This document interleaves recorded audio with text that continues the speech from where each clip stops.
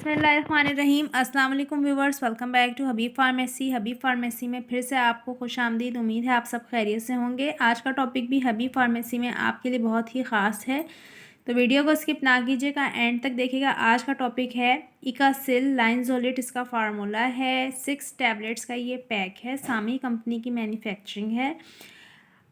Synthetic antibacterial agent है ये। आपको बताऊंगी कि आप इसका इस्तेमाल किस तरह कर सकते हैं। अगर जब आपकी बॉडी में कोई भी बैक्टीरियल इन्फेक्शन या वायरल इन्फेक्शन हो जाता है तो उसके लिए डॉक्टर रेकमेंड करते हैं अदर मेडिसन, जैसे कि ऑगमेंटम है, सिप्रोफ्लॉक्सासिन है, सेफिक्साइम है और इसके अलावा एजिथ्रोमाइसिन है। तो जब वो दूसरी बैक्टीरियल इन्फेक्शन में आपके दवा असर नहीं करती तो इसलिए फिर डॉक्टर जब मेडिसिन आपकी मतलब जो दूसरी एंटीबायोटिक हैं जब वो आप पे कोई असर अंदाज नहीं कर रही होती तो इसलिए डॉक्टर रिकमेंड करते हैं लाइनज़ोलेट को, क्योंकि ये बहुत स्ट्रॉन्ग फार्मूला है फॉर एंटीबायोटिक का।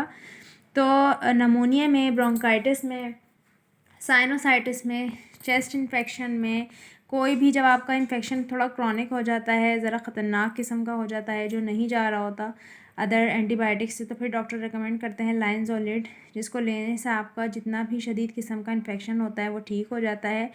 Bronchitis, sinusitis, air infection, chest infection, stomach infection, इसके अलावा आपको होने वाला नमोनिया, टाइफाइड बुखार में नमोनिया जो आपका बिगड़ जाता है, नमोनिया हो जाता है जिसकी वजह से आपका मतलब चेस्ट जो है वो बहुत ज़्यादा ख़राब हो जाता है, फेफड़ों पे सूजिश आ जाती है, लंग्स सॉइल हो जाते हैं, तो उसमें भी डॉक्टर रेकमेंड करते हैं। बहुत ही बेस्ट मेडिसिन है ये। 6 टैबलेट हैं एक पैक में। आपने एक टैबलेट 600 mg की डेली लेनी होती है।